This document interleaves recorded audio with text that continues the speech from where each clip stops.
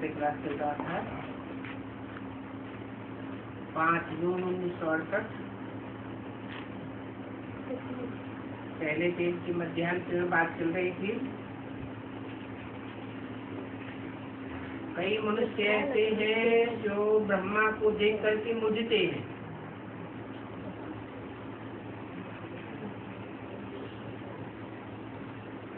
ये ब्रह्मा क्यों बैठा दिया है? ये ब्रह्मा कहाँ से आया? अरे इतने ब्रह्मा कुमारी आश्रम हैं, उनमें इतनी ब्रह्मा कुमारियां देखने में नहीं आती है क्या?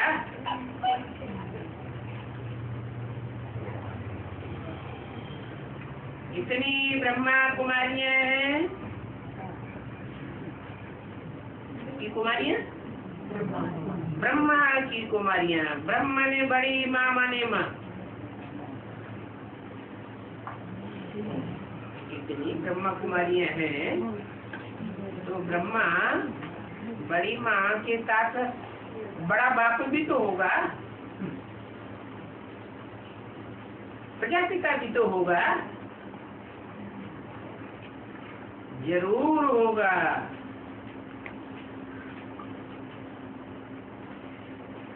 नहीं तो प्रजापिता बगैर प्रजा कैसे होगी? ऐसे नहीं कि ब्रह्मा से ही प्रजा हो जाएगी। ब्रह्मा के साथ प्रजापिता भी चाहिए। पिता के बगैर संतान कैसे पैदा होगी? शिव बाबा की संतान तो ठीक है, परंतु प्रजा के रूप में कैसे आवे?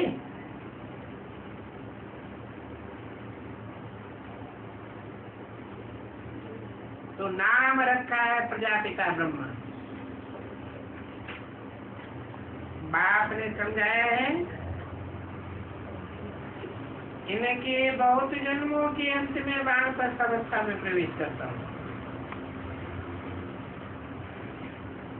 इनके प्रजापिता और ब्रह्मा के बहुत जन्मों के अंत में, बहुत जन्म है 84, और 84 जन्मों का भी, 84वें जन्म का भी जो अंत होता है वानप्रस्थ अवस्था, उसमें प्रवेश करता हूँ। नहीं तो ये रथ कहाँ से आवे?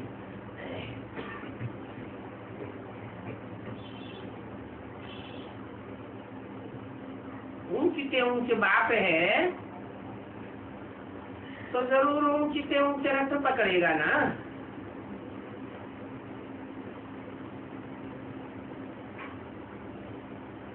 रथ तो गाया हुआ है, नाम ही देते हैं भागीरथ।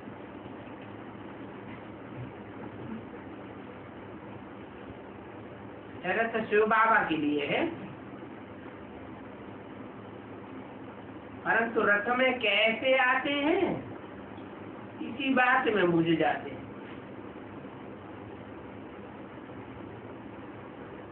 अरे इसमें मुझने की क्या बात है?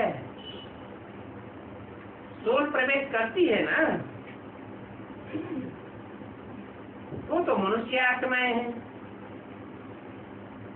उनको तो अपना सूक्ष्म शरीर होता है। शिव को तो अपना न सूक्ष्म शरीर है न स्थूल शरीर है, उसकी बिंदी का ही नाम शिव है।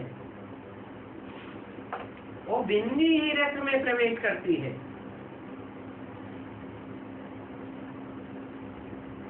तो रथ जरूर चाहिए, परंतु कृष्ण तो हो न सके। क्या रथ चाहिए तो, लेकिन इस रथ में आता है। पहले पहले बाप में आवेगा या बच्चे में आवेगा? बाप को बीज कहा जाता है। तो मनुष्य शक्ति का जो बीज बाप है वो सब प्रजापिता में आते हैं। तो जरूर ब्रह्मा द्वारा समझावेंगे।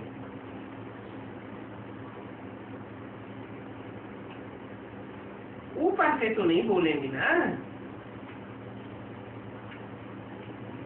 जैसे मुसलमान लोग कह देते हैं अल्लाह मियाँ ने ये फरमाया, अल्लाह मियाँ ने वो फरमाया। अब अल्लाह मियाँ को निराकार बताते हैं, तो कहाँ से फरमाया? कहते हैं अर्श का वासी है, खुदा अर्श में रहता है, फर्श में नहीं रहता। तो क्या आसमान से फरमाया? आसमान से आवाज आई? अब बाप कहते हैं मैं ऊपर से तो नहीं बोलूंगा। ये ब्रह्मा कहाँ से आया? बाप ने सुनाया मैं इनमें अर्थात प्रजापिता में और ब्रह्मा में प्रवेश करता हूँ, जितने पूरे 84 जन्म लिए। वो खुद नहीं जानते हैं अपने जन्मों को,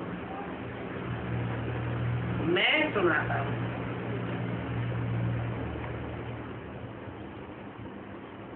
इन बातों में बहुत मुझे हुए हैं। अब कृष्ण को तो रथ की दरकार ही नहीं, उनको तो अपना रथ है ही। कृष्ण कहने से फिर तो भागीरथ तो हो न सके।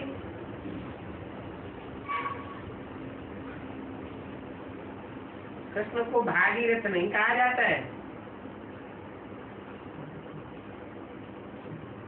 क्या भाग्यशाली रथ प्रिंस का होता है या प्रिंस के बाप का होता है? बाप तो राजा होता है, प्रिंस तो राजा के अधीन होता है। तो भाग्यशाली कौन हुआ, अधीन या अधिकारी? अधिकारी को ही भाग्यशाली कहेंगे।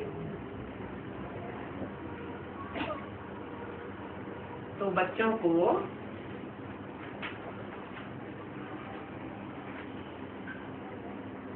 अंदर में ये बातें घोटनी चाहिए, बड़े विचार सागर मंथन करना चाहिए।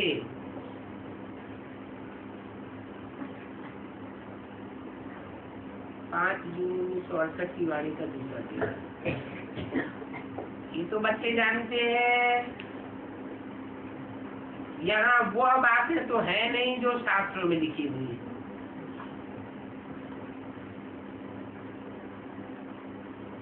क्योंकि यहाँ तो सुनाने वाला एक है और शास्त्रों में लिखने वाले तो अनेक हैं। बाकी ये भागीरथ वाली बात ठीक है, भाग्यशाली रथ लिया। विचार सागर मंथन की बात भी ठीक है। विचार सागर मंथन हुआ, अभी हो रहा है कि नहीं हो रहा है? क्या हो रहा है? अरे एक एक की बुद्धि ज्ञान की बातों में, शक्ति चक्र की बातों में चल रही है या नहीं चल रही है? रचयिता और रचना के बारे में नंबरवार बुद्धि चलती है या नहीं चलती है? चलती है। तो विचार सागर मंथन तो हो रहा है।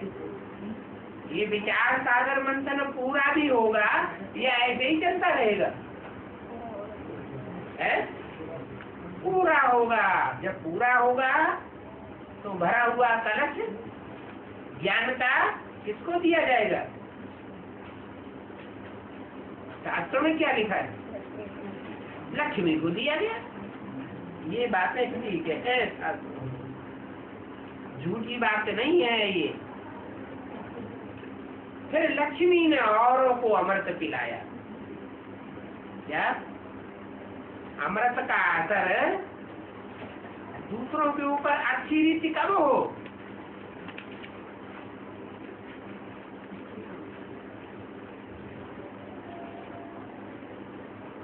पुरुषों को अमृत कलश क्यों नहीं दिया गया? स्त्री को क्यों दिया गया?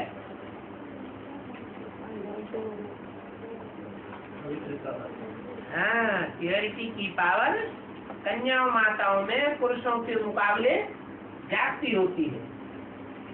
इसलिए मुरली में बोला, पुरुष तो सारा दुर्योधन दुशासन, जोर जबरदस्ती करने वाले। कन्या माताओं में तो लाज रहती है।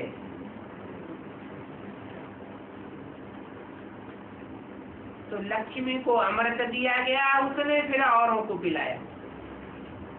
बापू जी कहते हैं, कन्या माताओं के मुख से ये ज्ञान अमृत अच्छा लगता है।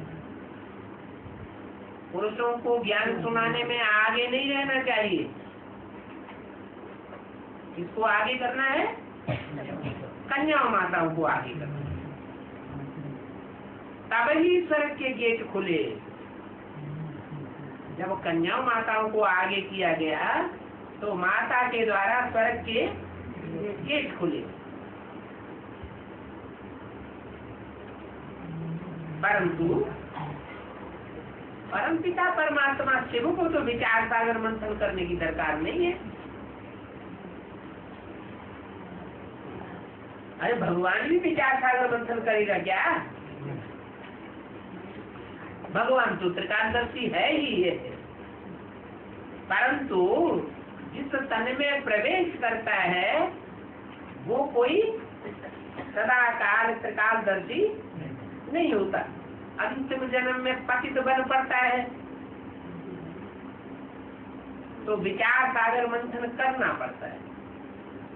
जिस रथ में प्रवेश करता हूँ वो अपने जन्मों को नहीं जानते। इसका मतलब विचार सागर मंथन करने की दरकार है या नहीं है? है।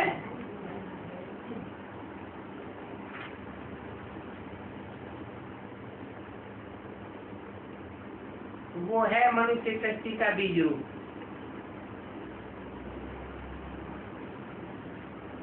उसमें नॉलेज है, उसमें भी नॉलेज देने वाला कौन है? वही परमपिता परमात्मा शिव प्रवेश करता है। वही जानते हैं, तुम तो नहीं जानते थे। अभी यह बात अच्छी रीति समझना है। क्या कि विचार सागर मंथन कौन करता है?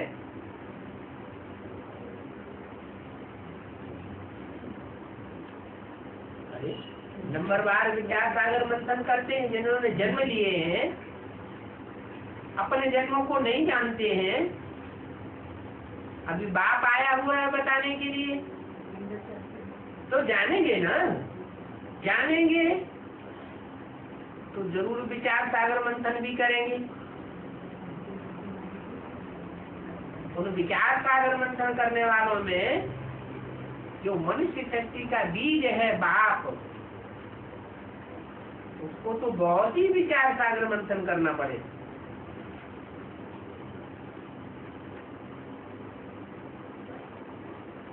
ये मंथन की बातें अगर समझेंगे नहीं तो देवता पद कैसे पाएंगे?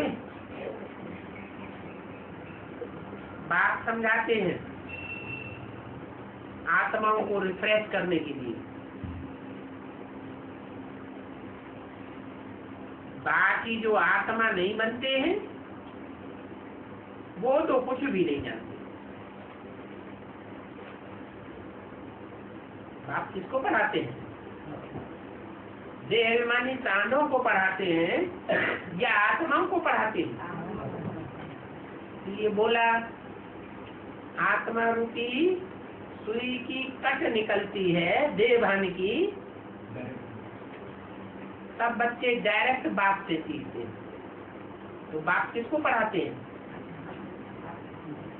देह अभिमान वाली सुई को नहीं पढ़ाते हैं, देह अभिमानियों को नहीं पढ़ाते हैं। किसको पढ़ाते हैं? आत्मा अभिमानियों को पढ़ाते हैं। देह अभिमानी तो कुछ भी नहीं जानते, उनका है सारा भक्ति मार्ग। तो ब्राह्मणों में भी 2 वर्ग हो गए, एक रावण कुंभकर्ण मेघनाथ जैसे ब्राह्मण, उनको देह अभिमानी कहे या आत्मा अभिमानी कहे? देह अभिमानी। कितना देह का अहंकार रहता है। और दूसरे गुरु वशिष्ठ और विश्वामित्र जैसे आत्माभिमानी ब्राह्मण, वो थोड़े हैं। और रावण संप्रदाय जाति है, उनका सारा भक्ति मार्ग का पता है। अभी भी देखो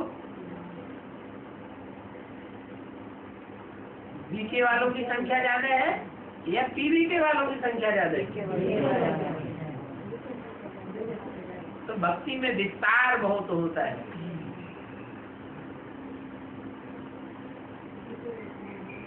ज्ञान में विस्तार नहीं होता है, ज्ञान को बीज कहा जाता है। बीज को विस्तार नहीं कहेंगे। बीज तो आदि में बीज होता है, और जब वृक्ष बड़ा हो जाता है तब फल में बीज आता है। बाकी बीज में जब झाड़ छोटे से बड़ा होता है तो बीच में बीज सारा गुप्त हो जाता है।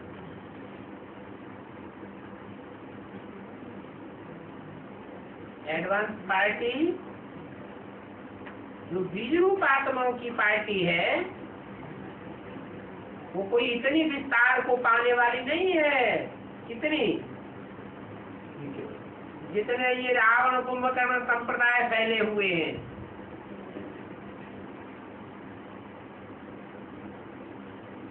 भक्ति मार्ग को बिल्कुल अलग कहेंगे और ज्ञान मार्ग को बिल्कुल अलग रखना है। बाप आकर के समझाते हैं।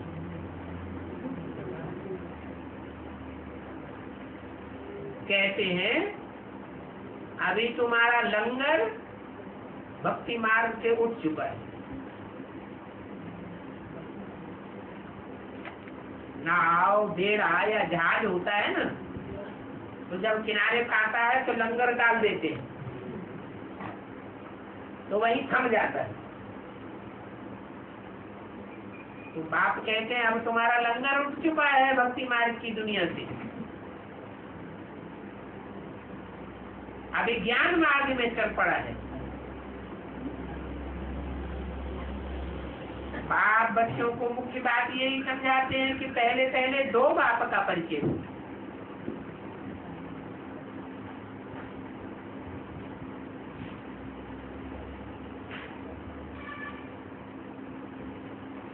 साधु संत महात्मा ऐसे कभी नहीं कहेंगे कि तुमको 2 बाप हैं। तो बाप को जानते ही नहीं। बाप खुद कहते हैं मैं तुमको ज्ञान देता हूं, बाकी तो सब अज्ञान ही सुनाते हैं। 2000 साल से अज्ञान सुना सुना करके सृष्टि की हालत अच्छी बनाई, खराब कर दी, खराब कर दी। बाप ने जो ज्ञान दिया था वो प्रायः लोप हो जाता है।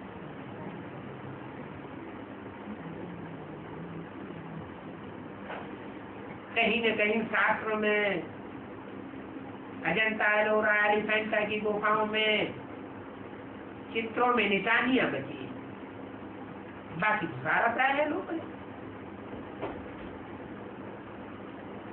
तो 2 बाप हैं, एक है निराकारी बाप और दूसरा है साकारी बाप।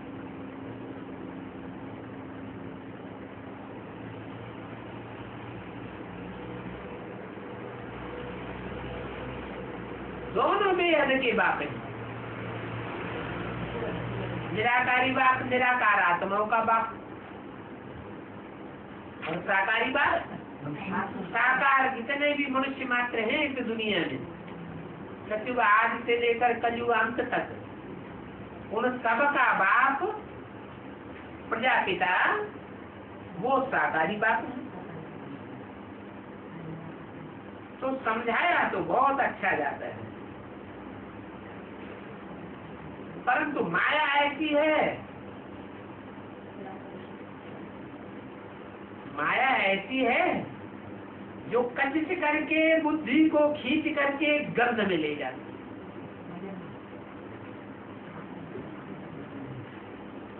आत्म की स्थिति में टिकते ही नहीं, आखिरी में देह की गंध में ही गिर पड़ते हैं, पतित बन पड़ते हैं।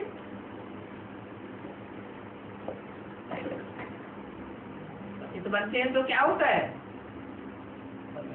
आत्मा की शक्ति क्षीण हो जाती है,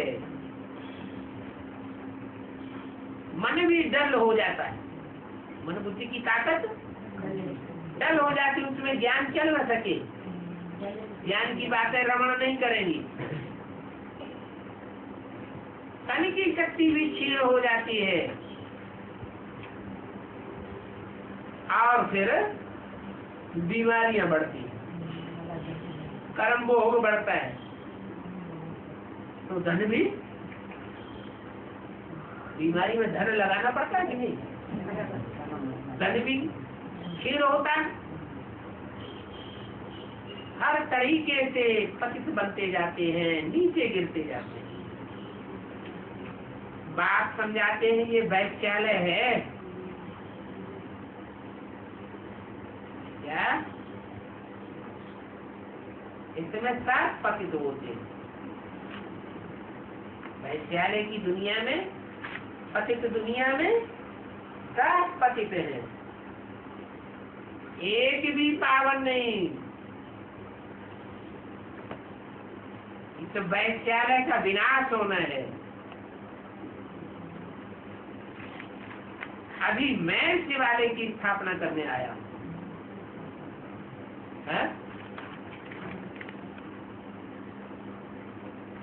जिसमें आया हूँ वो भी पतित है या पावन है? जिसमें आया हूँ वो भी पतित है। इसलिए बोलते हैं बड़े से बड़े कामी कांटे में आकर उसको बड़े से बड़ा किंग फ्लावर बनाता हूँ।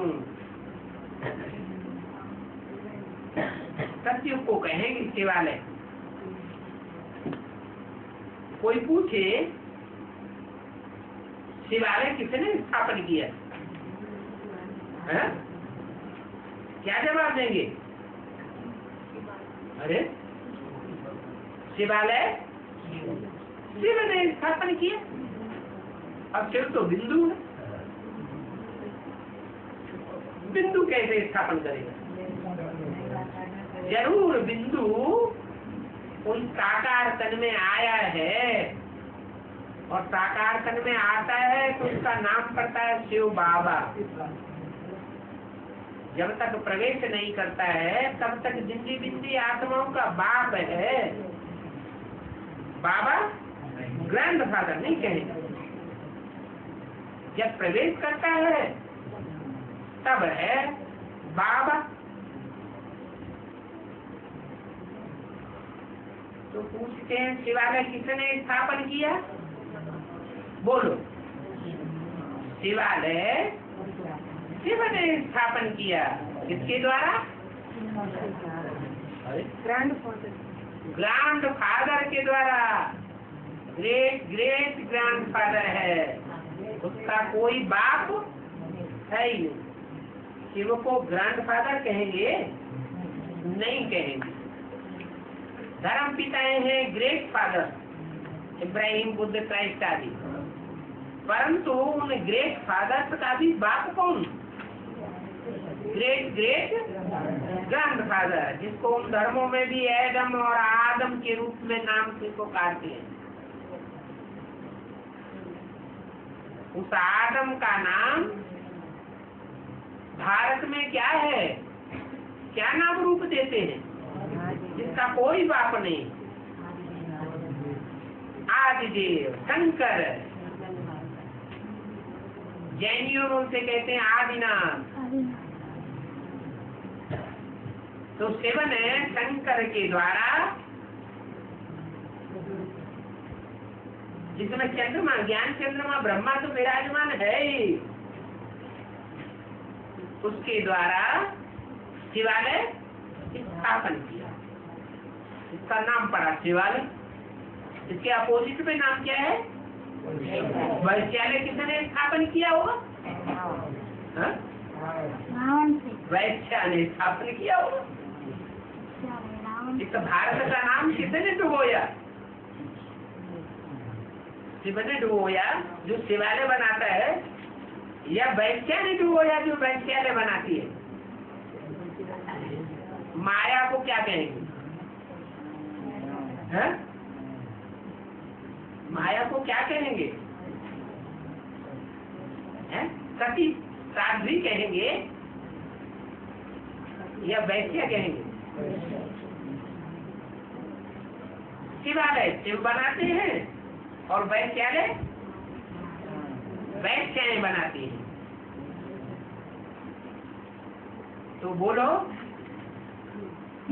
शिव बाबा ने शिवालय स्थापन किया, उसका नाम ही क्या है?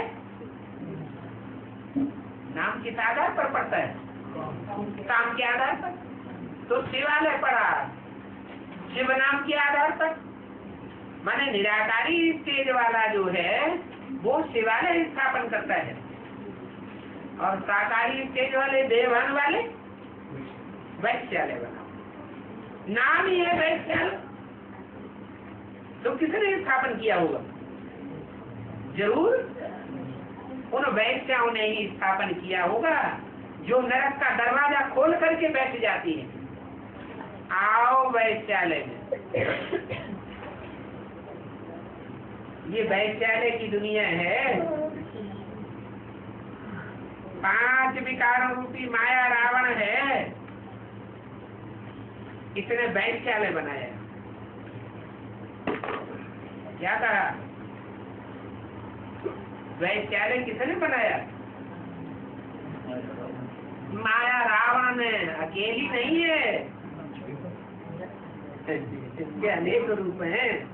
5 तो विकारी रूप हैं, और 5 पृथ्वी जलवायु अग्नि आकाश, जिनसे ये देह बनती है।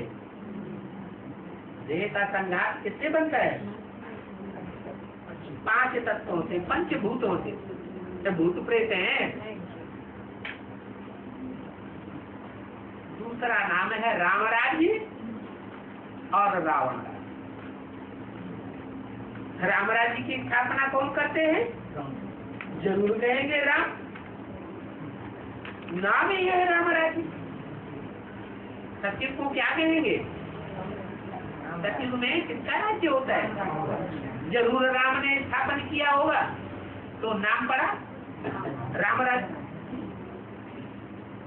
और द्वैतवादी युग आता है द्वापुर,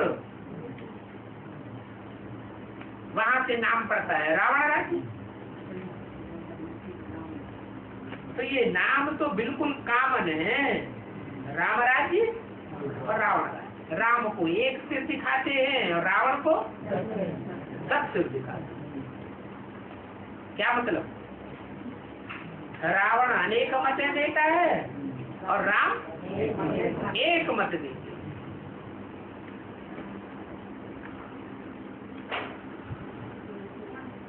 रावण की अनेक मतें दिन बनाती है या रात बनाती है?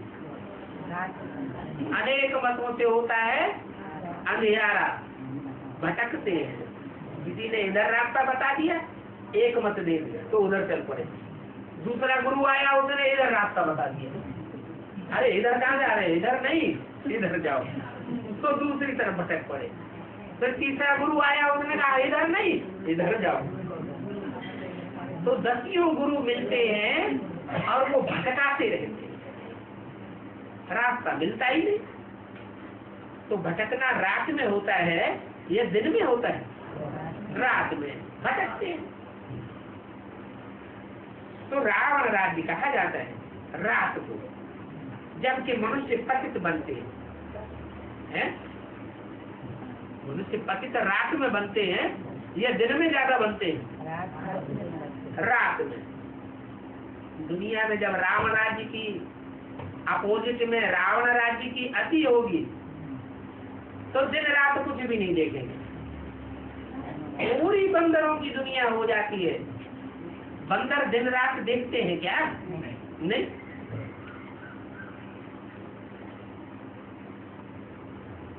सत्युग त्रेता में कोई मनुष्य पतित नहीं होता है। सत्युग त्रेता को कहा जाता है स्वर्ग। नाम क्या दिया? क्यों? स्वस्थिति में, सब स्वस्थिति में टिके हुए होते हैं। ये स्वस्थिति में टिकना किसने सिखाया? रावण ने। उसके तो अनेक रूप है। वो क्या कहेगा कौन सी स्थिति में टिको? एक स्थिति हो, एक चेहरा हो तो उसको याद किया जाए। उसके तो अनेक चेहरे हैं, किसको याद किया जाए? इसलिए उसको स्वर्ग नहीं कह सकते। वो अनेक प्रकार के मनुष्य हैं जो गुरु बनकर के बैठते हैं। 10 धर्म स्थापन कर दिए। वो नर गुरु नर के स्थापन करते हैं और बाप स्वस्थिति के द्वारा स्वर्ग स्थापन करते हैं। बाप है भी सदैव स्वस्थिति में टिकने वाला है। कभी स्वस्थिति से नीचे उतरता है क्या? है? कौन सा बाप? शिव बाप इस सृष्टि पर आता है, पति तन में प्रवेश करता है, अनेकों मनुष्यों के साथ अनेकों प्रकार के संबंध प्रैक्टिकल में शरीर के साथ संबंध जुड़ते भी हैं, फिर भी परिस्थिति से प्रभावित होता है या स्वस्थिति में रहता है?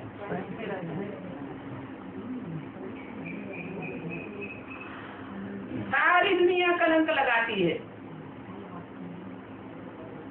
उन कलंकों को ध्यान पर धरता है, कान में सुनता है या सुनते हुए नहीं सुनता है? सुनते हुए भी नहीं सुनता है। इसलिए मुरली में बोला है क्या? कलंकी इधर पिछाड़ी कुत्ते भौंकते रहते हैं। भौंकने दो। हाथी जाता है तो हाथी के पीछे पीछे कुत्ते भौंकते रहते। तो क्या हाथी क्या उनको पीछे मुड़ करके बाहर करता है? नहीं।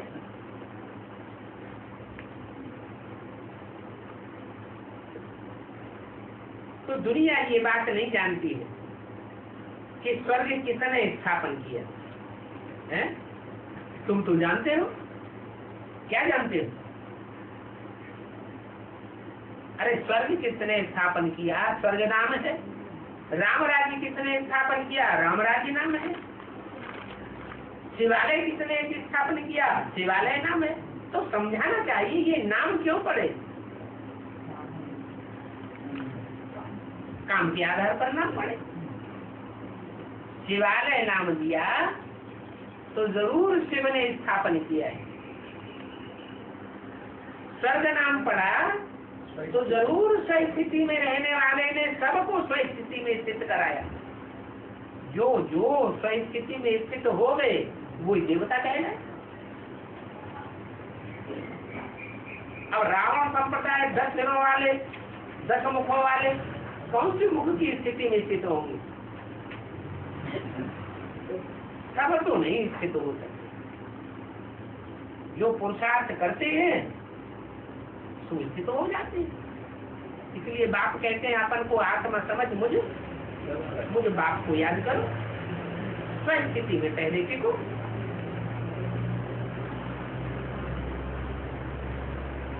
तो बताना चाहिए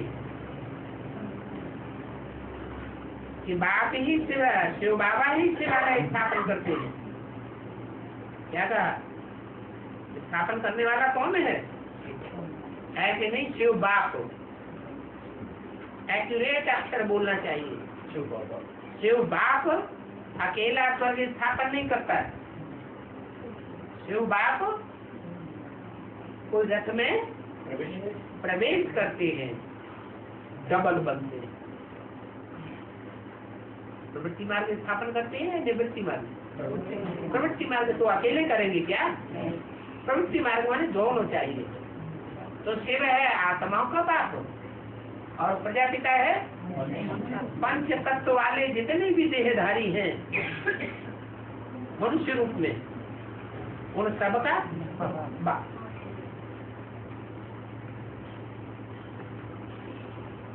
तो ऐसी प्रकृति को आधीन करने वाले साकार स्वरूप में प्रवेश करता है।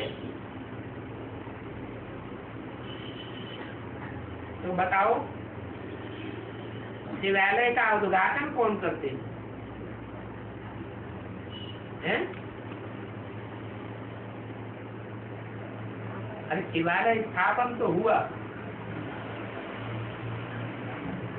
शिवालय स्थापन हुआ, उसका उद्घाटन कौन करते हैं?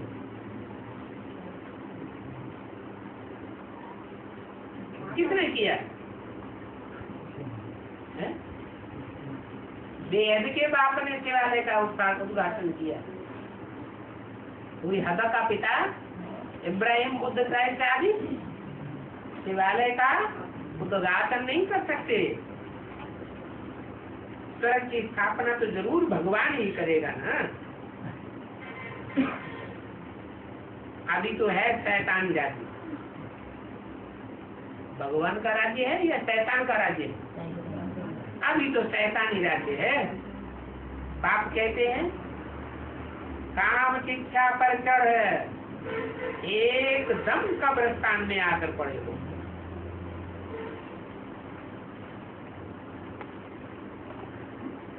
कब्रिस्तान में क्या होता है? कब्रें ही कब्रें। कब्रों में क्या होता है? मुर्दे ही मुर्दे। तो सारी दुनिया क्या बन गई है?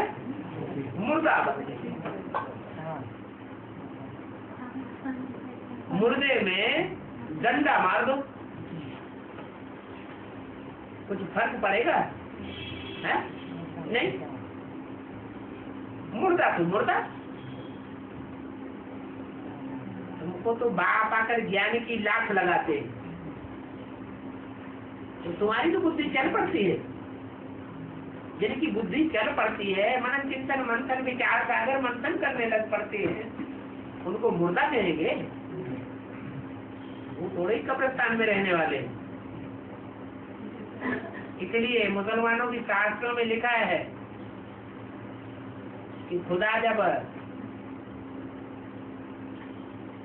कयामत में आते हैं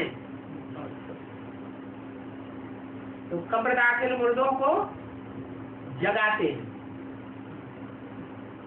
तो मुर्दे उठ खड़े होते हैं। उठ खड़े होते हैं माने विचार सागर मंथन चल पड़ता है। तो अभी तो मुर्दों का राज्य है, फिर यहाँ ही परिस्तान होगा। परिस्तान माना ज्ञान परियों का स्थान, जहाँ चारों ओर संसार में ज्ञान की परियां उड़ती हुई दिखाई देंगी। कौन से पंख होंगे? ज्ञान और योग के पंखों से उड़ने वाली परी। कहाँ? सतयुग में होगा या संगम युग में होगा? संगम युग की बातें शास्त्रों में दिखाई है। इंद्रदेव के दरबार में स्वर्ग में परियां ज्ञान डांस करती रहती थी, उड़ती रहती थी। ऊंची ऊंची ज्ञान की स्टेज, याद की स्टेज।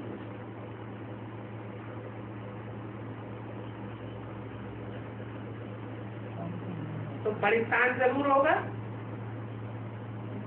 आधा आधा कल्प परिस्थान और आधा कल्प कब्रस्थान चलता है।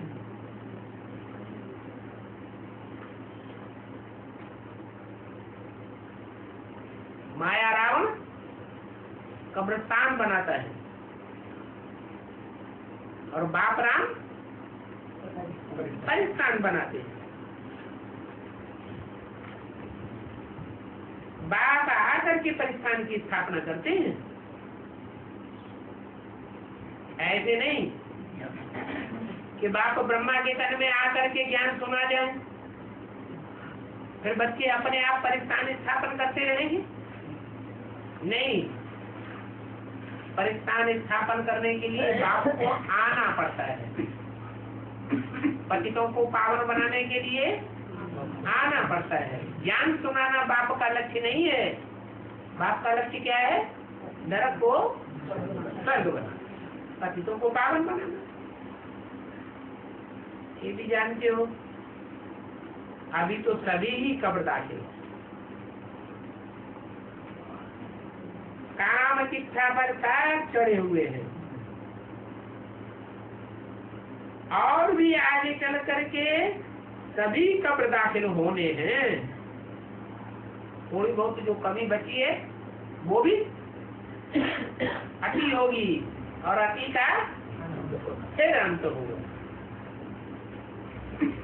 तो बस सीढ़ी पर अच्छी रीति समझा सकते हो क्या? सीढ़ी के चित्र में नीचे ले जाकर समझाओ।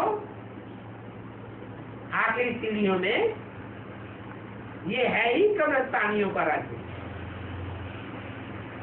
क्या कब्रस्तान में कौन होते हैं? भूत प्रेत। किसका राज्य है? ये है ही भूत प्रेतों का राज्य, शैतानी राज्य है, शैतानों का राज्य। इसका विनाश तो जरूर होना ही है। इस धरणी पर अभी कब्रस्तान है, फिर यही धरणी चेंज हो जाएगी। आयरन एज दुनिया बदल करके गोल्डन एज दुनिया हो जाएगी।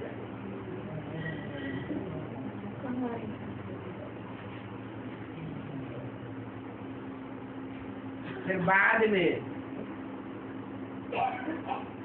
देह का सुख भोगते भोगते देवताएं देह में होते हैं या निराकारी होते हैं? हिंदू होते हैं। हिंदू होते हुए भी देह तो होती है ना। सुख कैसे भोगते हैं? सुख या दुख देह के द्वारा भोगा जाता है या बिना देह के सुख दुख भोगा जा सकता है? देह से ही सुख दुख भोगा जाता है। देवताओं ने भी देह से सुख भोगा, लेकिन देह में उस समय ममत्व तो नहीं था। जब सत्युग पूरा होता है तो दो कलाएं आत्मा की कम हो जाती है, माने दो कला देहभान प्रवेश हो जाता है। जो मस्तक समान देवताएं थे उनकी स्टेज वाले, वो दो कलाएं नीचे उतर आते। उनको कहा जाता है क्षत्रिय, भुजा समान। 14 कलाएं रह जाती। तो धीरे धीरे चेंज होता है। गोल्डन एज से बदल करके दुनिया कौन सी एज में आ जाती है? सिल्वर एज में आ जाती है। चांदी की दुनिया हो जाती है। सोने की कीमत कम होती है या चांदी की? सोने की कीमत बहुत ज्यादा और चांदी की कीमत बहुत कम हो जाती है। तो दो कला कम होगी। तत्वों की भी कलाएं कम हो जाती है। ऐसे नहीं आत्माओं की कलाएं दो कम हो जाती है। 5 तत्वों की भी 2 कला कम हो जाती है। त्रेता के बाद तो उपद्रव मचते हैं। ये 5 तत्व वाली पृथ्वी भी त्रेता के बाद उथल पथल मारती है, आधा विनाश हो जाता है। सतयुग में तो कोई उपद्रव नहीं मचाते। न मनुष्य आत्माएं जो देवता तुल्य होती हैं 16 कला संपूर्ण, वो भी उपद्रव नहीं मचाते। और 5 तत्व भी तो प्रधान 16 कला संपूर्ण होते हैं, वो भी उपद्रव नहीं मचाते। त्रेता के अंत में उपद्रव शुरू हो जाए, क्योंकि बैलेंस कलाओं का ऊपर नीचे हो जाता है, बैलेंस बिगड़ जाता है। यहाँ तो देखो इस कलयुगी दुनिया में हर चीज उपद्रव मचा है। पानी भी कितना उपद्रव मचाता है। सभी माया के गुलाम बन पड़े हैं। क्या ये जल देवता, ये वायु देवता, ये अग्नि देवता जब देवता के रूप में थे तो उपद्रव नहीं मचाते थे। सतयुग में जल देवता दुनिया में बाढ़ लाता था क्या? नदियों में बाढ़ नहीं आती थी, आंधियां नहीं आती थी। और यहाँ देखो उपद्रव कितने हो रहे हैं। तो सब माया के मुरीद बन जाते हैं। वो जल देवता, अग्नि देवता, वायु देवता, ये देवताएं रावण के क्या बन जाते हैं? गुलाम बन जाते हैं। इसलिए शास्त्रों में लिखा हुआ है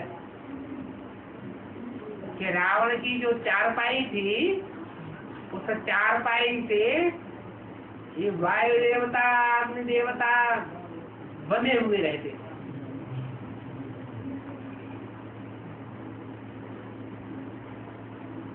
रावण चारपाई पे लेके लेके उनको ऑर्डर करता था, ऐसे करो, ऐसे किया और लाइट ही लाइट चारों तरफ, रोशनी ही रोशनी। ऐसे किया बस पानी ही पानी चारों तरफ होने लगता है। बटन दबाया और नहरों में पानी भरपूर हो गया। तो देखो रावण राज्य में ये देवताएं भी कितने गुलाम बन जाते, सभी माया के गुलाम बन जाते। अभी तुमको रावण का गुलाम बनाना है। इनको जो बाप को याद नहीं करते, आत्मिक स्थिति में स्थित नहीं होते, अब सब तो गुलमई से छूटने वाले।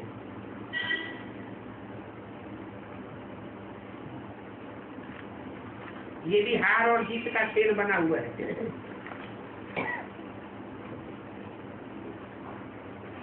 तुम रावण संप्रदाय को गुलाम बना देते हो। इस बात को अच्छी रीति समझना है। क्या है कि रावण संप्रदाय कैसे गुलाम बन जाता है सत्युग त्रेता में? रावण संप्रदाय होता है सत्युग त्रेता में? गुलाम कैसे बन जाता है? हाँ, रावण संप्रदाय में जो कन्वर्ट होने वाली आत्माएं हैं वो सत्युग त्रेता में होती है कि नहीं? कन्वर्ट होने वाली जो अपने धर्म के पक्ष के ऊपर से आते हैं वो तो कन्वर्ट नहीं होते। जो द्वापर में ही उतरते हैं, कलयुग में ही उतरते हैं, वो आत्माएं कन्वर्ट नहीं होती। लेकिन वो जिसमें प्रवेश करती हैं वो तो सत्युग त्रेता से जन्म लेते हुए आते हैं ना।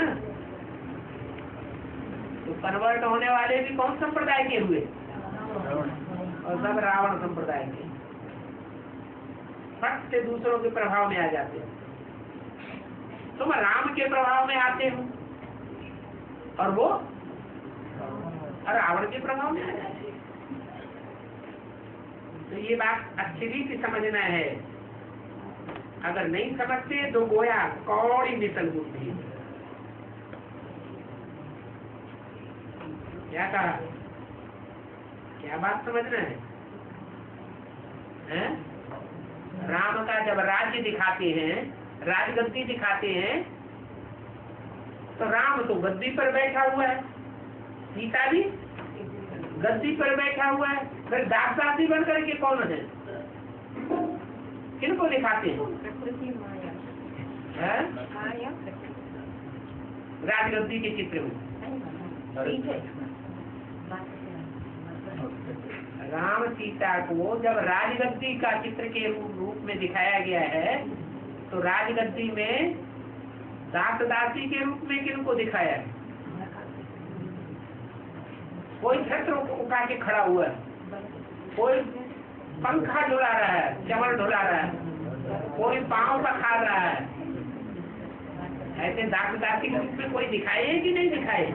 कौन है वो? हाँ, जो दूसरे धर्म की बीज रूप आत्माएं हैं वो दास दासी बन जाती है।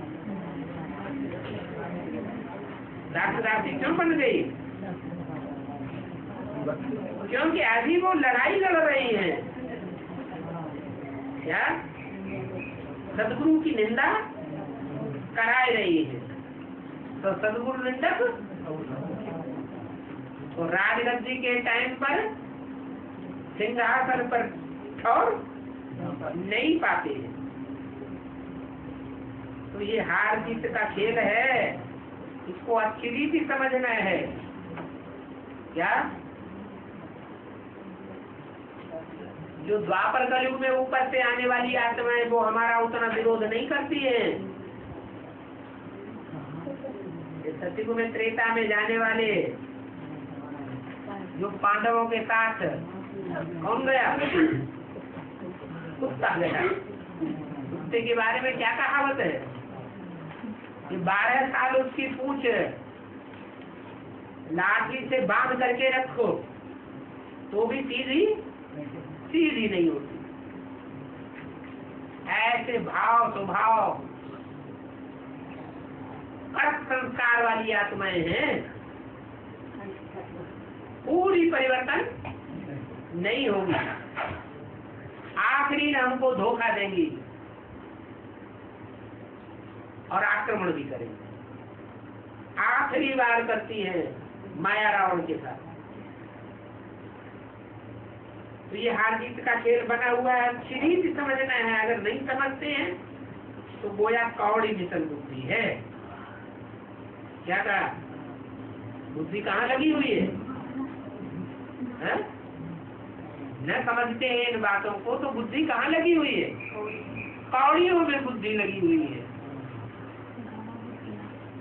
हीरे के रूप में हीरो पारधारी बाप में बुद्धि नहीं लगी हुई है।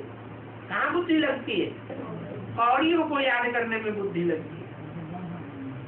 तो कहो बुद्धि की कोई वैल्यू नहीं।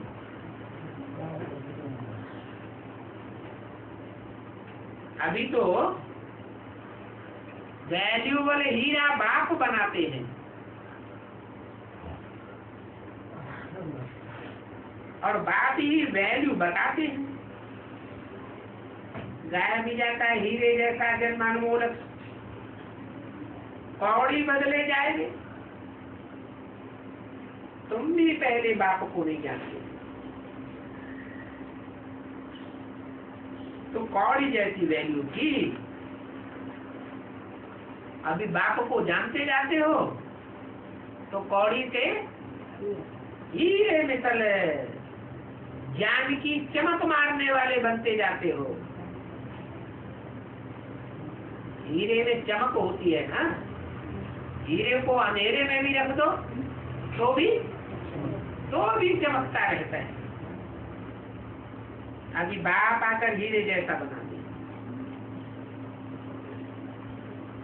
तो दुनिया में तो अज्ञान का अंधकार बढ़ता ही जाएगा, लेकिन जो हीरे जैसी आत्माएं होंगी, हीरो पारदारी के बच्चे होंगे, वो फिर भी ज्ञान की चमक चारों ओर फैलाते ही रहेंगे।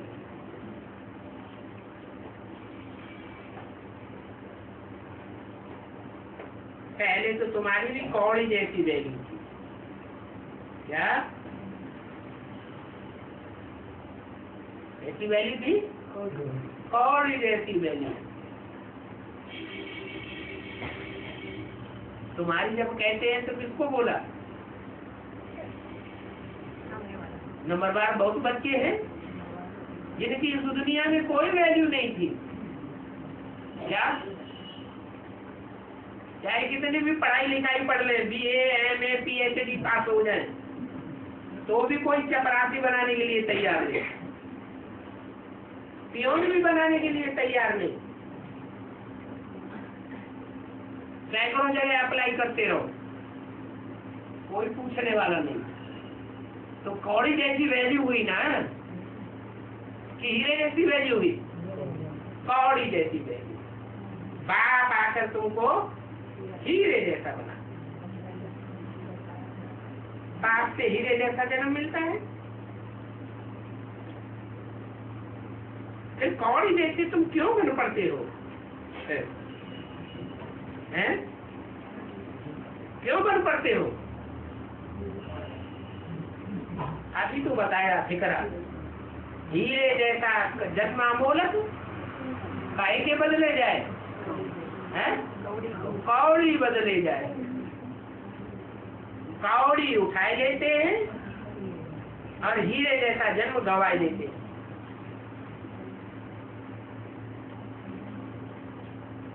अभी तो तुम ईश्वरीय संतान हो ना, ऊंचे से ऊंच संतान हो। गायन भी है आत्मा परमात्मा अलग रहे गोपाल। वहां शांति धाम में जब है तो शांति धाम ऊंच से ऊंच धाम है। वहां बिंदु बिंदु आत्मा के रूप में रहते हैं, तो वहां कोई वैल्यू है? वहां कोई वैल्यू नहीं। वहां उस मिलन में कोई फायदा नहीं।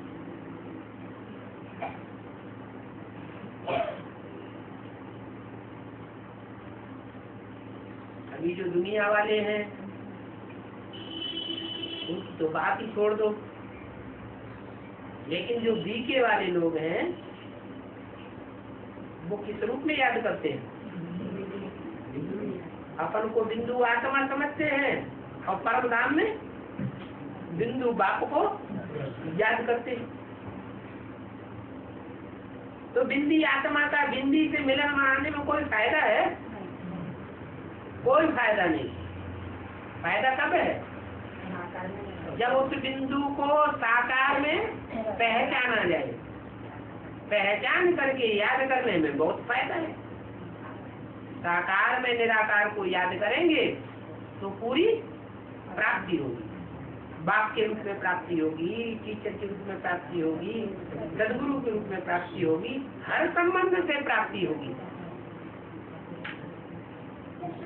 तो देखो, परमधाम जो घर है बाप का, वो तो सिर्फ पवित्रता का स्थान है। यहाँ तो तुम जीव आत्माएं हो। क्या? जीवन में रहने वाली आत्माएं हो। जीवन में रहते हुए अगर तुम देह में ममत्व न रखो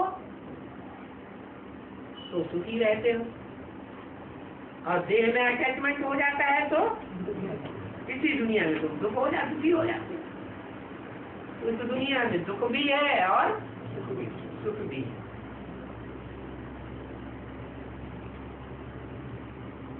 जानते हो, परमात्मा बाप को अपना शरीर तो है नहीं, वो शरीर धारण कर तुम बच्चों को पढ़ाते हैं।